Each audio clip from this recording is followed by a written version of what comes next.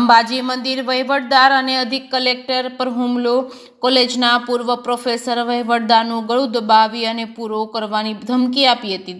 મંદિરના વહીવટદાર ઓફિસમાં મુલાકાત માટે આવ્યા હતા. અંદર મુલાકાત માટે ગયા ત્યારે ચેમ્બરમાં પૂર્વ પ્રોફેસરે ગળું પકડ્યું હતું. અંબાજી મંદિરના ઇતિહાસમાં આવી પ્રથમ ઘટના બનતા ચકચાર મચી છે. પૂર્વ પ્રોફેસર સામે 2010 થી 2012 સમયે તે વખતના પ્રિન્સિપાલે એસીબીમાં ફરિયાદ આપી હતી, જે કેસ હાલમાં કોર્ટમાં ચાલી રહ્યા છે.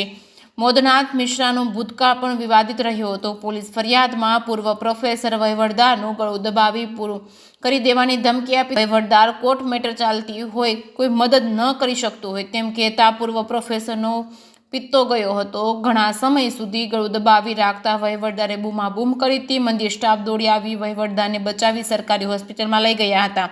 અંબાજી મંદિરના વહીવટદારે મોદનાથ મિશ્રા સામે કાયદેસરની પોલીસ ફરિયાદ નોંધાવી હતી. જે કેસની ગુજરાતી સાથે ભરત ઠક્કર ડીસા.